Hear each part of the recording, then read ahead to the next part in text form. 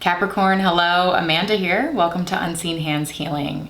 This is going to be your June shift reading. So we are looking at the shape you're shifting out of in June, the shape you shift into, and what that shape shift looks and feels like for you. So before we get into cards, Cap, the image that came through as I was sitting with your energy is this idea of a still point. So in craniosacral therapy, which is a form of body work, you can feel into the craniosacral fluid, the fluid that runs through the nervous system, and you can feel the rhythm of it. And the still point happens when that rhythm finds a point of complete rest. And as the therapist, it's a really fascinating thing to feel. You can feel the rhythm of this, of a person's nervous system it sort of feels like this, okay? It's like a tick-tock sensation. I think it's probably different for everyone, but this is sort of what I felt when I felt it. And then it'll be really, really loud, and then it'll sort of come down, and then it'll reach nothing. And it's an amazing thing to feel that space of nothingness. And as the practitioner, you're encouraged to simply hold. To simply hold space in that nothingness. Your job is really just to back up as much as possible, back your own intentions, your own energy, everything, all the way up, and just hold space for what the person's body already knows how to do intrinsically. And you just wait, and you just listen, and you just hold space. And then you'll feel it kick back up. And usually when it kicks back up, it's twice as powerful. The rhythm itself has been rejuvenated, renewed, revitalized.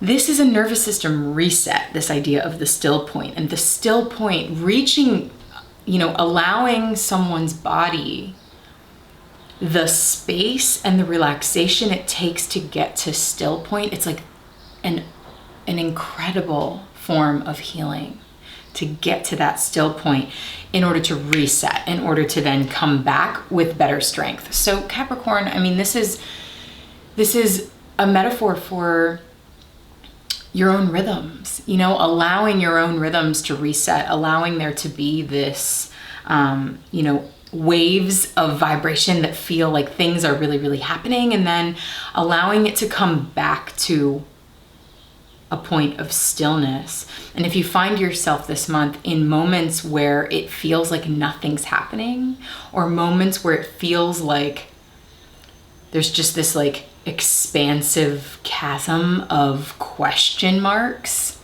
let it be there, because maybe that's the still point that your life, your body, your nervous system needs, your career, whatever this is that I'm talking about, needs in order to kick back into gear. Okay, so trust those rhythms as part of the healing process. And maybe there's also a little bit of guidance here to bring yourself into still point, intentionally, like set up the environment, because that's the thing, like going into a healing session or a session of body work, you are choosing an intentional space to let yourself release. Maybe this is a guidance to find intentional spaces where you can just reach that still point. You have to kind of set the scene for something like that to happen. It's not just going to happen automatically if you keep going. Okay, interesting. Let's get to cards. We're using the Spolia Tarot. And we're going to start by asking, what is the shape that Capricorn is shifting out of in the month of June? What is the shape that you're shifting out of, Cap, in the month of June? That was fast. Yeah, as if to continue the message that I've already started here with the still point. Here we see busy. The craftsperson at work in their workshop, cranking them out, hands busy, hard at work, going. So if this is the shape you're shifting out of, perhaps that's further encouraging that message of shifting into still point. Let's see. Out of productivity mode and into still point. Let's see what happens. What is the shape that Capricorn is shifting into in June? Yeah, exactly. Oh my gosh. The Hanged Man, which is, of course, still point. And what I love here is the way the inside of the body is highlighted in this particular card. Like, I really couldn't have asked for a better card to explain what I was feeling in your meditation. Because you can, it's almost like we get X-ray vision on this person's body to see their nervous system, to see the inner workings of their inner organs. What's beautiful about the Hanged Man energy is it's an intentional suspension. It's like this person has hung themselves upside down. And yeah, it's uncomfortable to be in that position. It's uncomfortable to hang there, to wait, to be in suspension. But it's like they're doing that intentionally in order to shift their perspective. It's the myth of Odin hanging himself upside down, waiting for enlightenment. And then what happens? The runes pop out. That's what we're seeing in this card. The revelation of the magical tool that we know as the runes popped out of his head and came into existence. It's like, in order for, maybe you're ruminating on something that has to do with your productivity, that has to do with whatever this is that you are working on so diligently and so devotedly. It's like there needs to be this ebb and flow. Sometimes the rhythm is full vitality, full productivity, full production mode. And then in order to sustain that, in order to come back to it time and time again, you've got to come back down into still point. And then you can go back up into full productivity mode and back down into still point, because it's like, it's in the still point where all of the magic actually happens. You know, the Eight of Coins here is the practical, hands-on, devoting yourself to the system, putting a system in place, you know, the hard work it takes to actually execute a thing. And that is incredibly necessary. Obviously, you know this already, Earth sign, I don't need to tell you. But the magic that makes this work unique for you, the magic that really underlies is the driving force for your hard work. It actually comes from here. And I don't think it's an accident that we see this person hanging from a tree. You know, it's like, maybe, as I was talking about earlier, in order to create the environment for your body to release and come into still point, you need to be out in the natural world. You know, maybe like get away from your life for a little bit in order to get the reset you need, and maybe get the revelations that you need in order to come back to what you're working on full force. Okay, nice message. Whoa. Let's go back to the cards now and ask, what does this shape shift look and feel like for Capricorn in June? What does this shift look and feel like for Capricorn in June?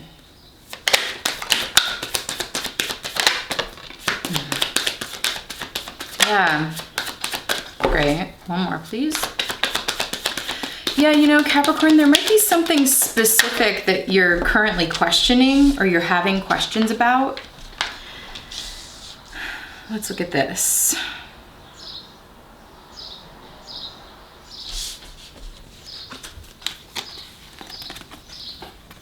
We've got the moon right at the center, in between the 10 of Cups and the 9 of Coins. You know, the 9 of Coins talks, well, let's start with the 10 of Cups. The 10 of Cups to me is more conceptual. It's more of I'm getting this idea of you imagining what you want your life to look like, imagining what it would take to experience emotional fulfillment and to experience a sense of peace and a sense of like true enjoyment.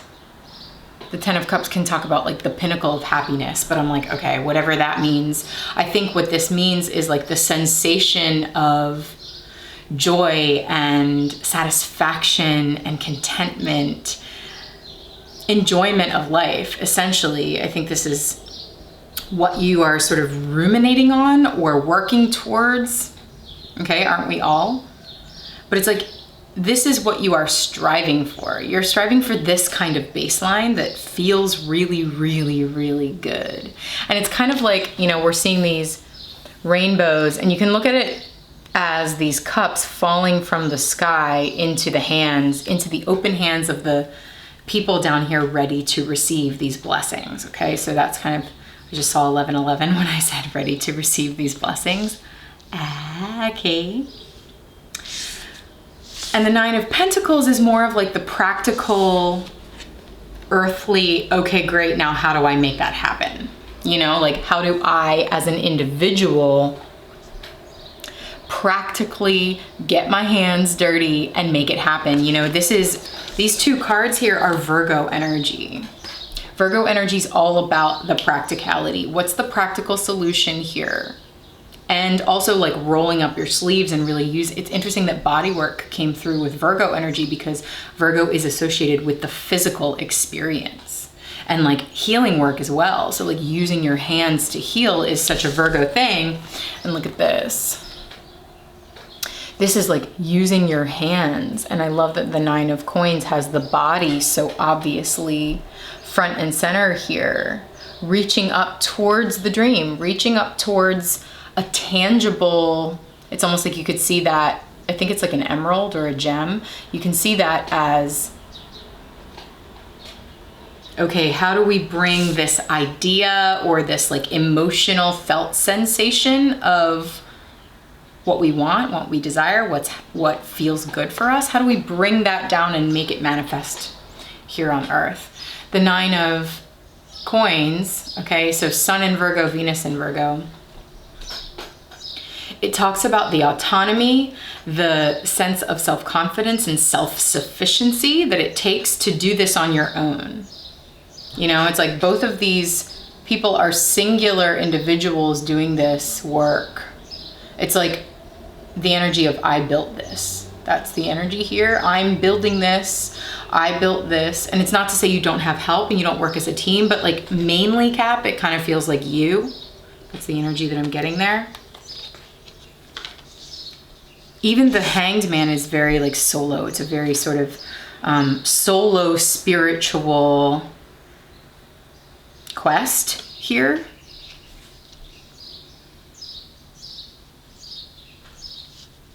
It feels to me like there is a revelation coming, or there's a revelation that wants to come through this reading. You're in the energy of the moon here, which is essentially not quite knowing which way to go. Look at the hands down here being like, do I go this way? Do I go this way? What's the direction? What's the way ahead? I can't see clearly the way forward. But the moon, you know, if you think about being outside at night under a full moon, the atmosphere is mystical, it's magical, it's a little dangerous, it's a little exciting, it's a little like, what's gonna happen out here, you know? The light looks different under the light of a full moon. And of course, I'm starting to talk a little bit about eclipse energy here, which I'll get to in your reading. But it's like when you are under the energy of the moon, there are more metaphysical energies at work than when you are in the energy, your earth energy. Oh, interesting, Capricorn. This kind of came through the Scorpio reading too. One second. This kind of came through the Scorpio reading as well, is that like you need an integrated approach here. and Capricorn energy really came into the Scorpio reading strongly. So if you have Scorpio in your chart, go check that out. But it's like, if this is the mystical, you know, you Capricorn are the sea goat, okay? The goat part of you is climbing the mountain, practical, grounded, down to earth, rolling up the sleeves, let's do this in the real world. But then there's this other part of you that can swim down to the depths and swim out into the stars and like be part of the cosmos, the cosmic, metaphysical experience of life, like the energetic, the stuff that's below the surface. Here's the version of you that's a master at work above the surface, work on the surface of the earth. And here's the part of you that is mastering, I think still in the process perhaps, of mastering what is below the surface of the earth. And you need both in order to experience life in the way you want to experience it. So if you're in the energy of the moon and it's like, I can't see the way forward, I don't know what's going on, it can be sort of an uncomfortable, scary experience to be in the dark in this way. Remember that that's the still point. If you don't fight it, you can reach still point. You know, like if I'm holding space for a client in their energy like this for this kind of healing work, and you can kind of feel when somebody's fighting it. They don't want to reach still point. Their energy wants to keep going. Their nervous system is just on this like autopilot of, no, I've got to keep going. I've got to keep going. And then like the moment of surrender, okay, that's what I'm getting. That's what we're getting to here. It's like you fight the discomfort. You fight the discomfort of, no, I have to keep being productive. I have to keep working. I have to keep working. The machine has to keep going. And it's like, no, the machine needs a reset. And when you finally surrender to that, boof, it's like that. And then it can be a little scary to be in the still point because you're like, holy crap. It feels like this person's body just completely shut down. Is it going to start back up again? And it goes so long that you think, oh my God, is it going to start back up? Is it going to start back up? And then boom, it does. Okay, so I think this is like trust. Finding trust in the still points. I'm also getting with this like triple goddess that we have in the moon card. I'm actually seeing it revolving like this. If it's like on a turntable down here, I'm seeing it revolving and it's like maiden, mother, crone. These different aspects of you come to the forefront. First, you know, sometimes it's the maiden, sometimes it's the mother, sometimes it's the crone, but they need to be revolving. There needs to be this like ebb and flow of the energy. It's got to shapeshift, and you have to allow that, I think, to reach the enlightenment that you're really seeking, which, you know, the moon energy is here. So I think these eclipses are going to be pretty potent for you. Let's get into that. We're going to use the next World Tarot to ask about eclipse energy for you. I'm going to talk a little bit about the eclipses as I shuffle. So here in June, we are entering eclipse season, Capricorn. The very first eclipse is a lunar eclipse, a full moon eclipse in Sagittarius, okay? I use Sabian symbols as part of my work. Sabian symbols were channeled by a medium, Elsie Wheeler, in the 20s. They are essentially an image assigned to each degree of the zodiac. They're really fun. I like to use them when I look at the moon phases. And so the Sabian symbol attached to the first lunar eclipse in Sagittarius is seagulls watching a ship. So there's this idea of like watching and waiting to see what's going to happen. And then the second eclipse at the end of June is a solar eclipse, a new moon eclipse in Cancer. The Sabian symbol for that moon is a ship, another ship, interestingly, lowering the old flag and raising the new. And the reason why I share this is because it's this really obviously, these symbols are talking to each other. If the seagulls are watching and waiting to see what's going to happen, and then the ship lowers the old flag and raises the new, this is a paradigm shift. This is a major shift in leadership, a major shift in power, a shift in, maybe the flag is talking about like the emblem that takes you forward. You know, because a flag is something that symbolizes or embodies your ideals. And so maybe there's a shift in ideals, a shift in your philosophy moving forward that comes out of finding the still point. Okay, let's ask the next World Tarot for a little more information here. What are these eclipses in June, and there's one in July too, bringing for Capricorn?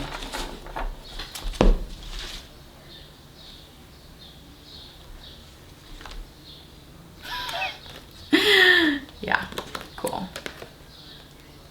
Cool. 2 cards. We have the 8 of Cups, and it says abandon. And we have Temperance, Sagittarius energy, the energy of that first eclipse in Sagittarius. I like this abandon because it's like lift off. Remember how I was talking about above the surface of the earth and below the surface of the earth? This is like lifting off of your usual earth terrain in order to perhaps like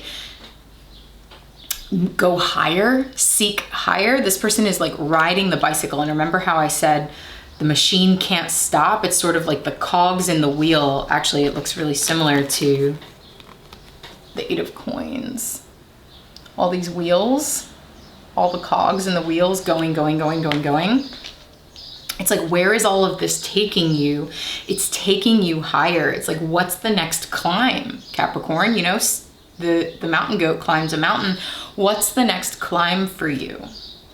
But in order to do that, 8 of Cups talks about making an emotional shift from something you've invested quite a lot into and saying, you know what? I can go higher. The 8 is looking up at the 10. The 8 of Cups is looking up at the 9 and 10 of Cups, which talk about like what's really going to bring you contentment and happiness, which of course is something that changes all the time, right? We are always lowering a flag and raising a new one based on how our desires change. That's totally natural, perfectly natural. And so I think you're at this shift point where what you want is changing.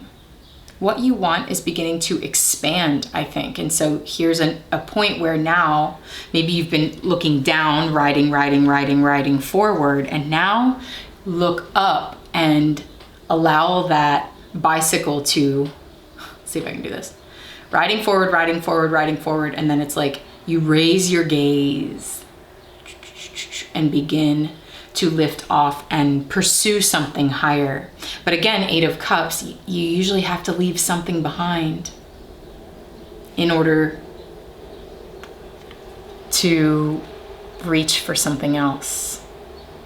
It's like the hands here have to be open to receive something new, which means they've had to free themselves of whatever they were holding in order to remain open to receive the next wave, the next thing.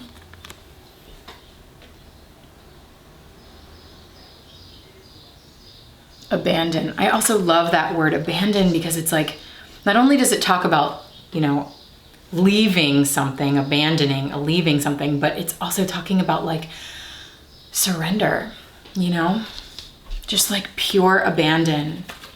The bliss that can sometimes come with that kind of freedom, just like full abandon, like let's just go, here we go. With like the magic of restless abandon. Reckless abandon. I think you know what I mean. Temperance. The Sagittarius energy, you know, I see Temperance as the unseen hands, those like magical, mystical forces at work within, beyond, around us, all the time, symbolized by these angel wings here. Again, like the wings to fly. But in order to do that, we're seeing, you know, this person's crying. There's a release, there's an emotional release of old stuff that happens in order to lighten lighten your energy and be able to rise. Whew, Capricorn. Interesting, look. There's a lot of looking up energy. The Eight of Coins is looking down, singularly focused on all of this earth stuff around. And then it's almost like if this person would look up from what they are constantly busying themselves with, you know, there's this energy of looking up into the sky and something coming.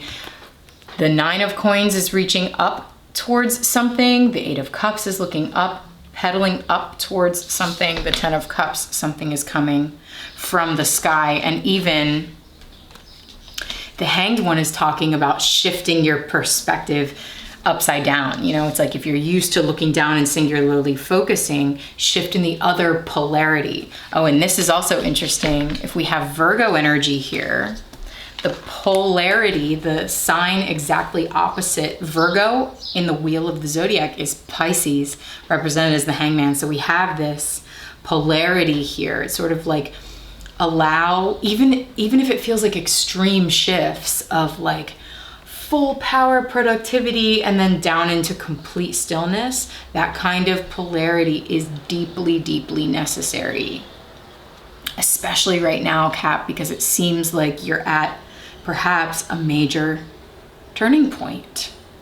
A major turning point where it's possible for you now to go on a different journey. Ooh, this is exciting. Okay, Cap, this is only the first half of your reading. I'm now going to dive deeper in an extended reading where we're going to use other decks to clarify the energy that came out and see if we can get some more specifics. So if you'd like to join me for the second half of this reading, stick around. At the end of this, there will be a clip, a preview that gets into the extended reading to give you an idea of what we're going to look at. If it seems to be continuing to resonate with you, click the link in the description box below and that will take you over to Patreon. Patreon is an online community I've created for folks who are resonating with the way I pull cards and want to go deeper. That sounds like you. Meet me over on Patreon. Read the full description when you get over there so you know how a patronage works, and I will send you this extended reading for June. All right, Cap, thank you so much for joining me here on YouTube. If you'd like to support my work here on this platform, just click like on this video, leave me a comment, let me know how it's resonating. And if you haven't already, subscribe to the channel because it helps us continue to grow and do this work here. All right, y'all, thanks for tuning in. I'll talk to you soon.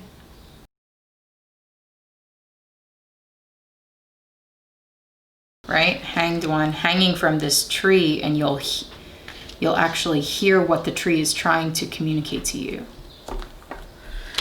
Ooh, I just got butterflies when I said that. What is the tree trying to say to Capricorn?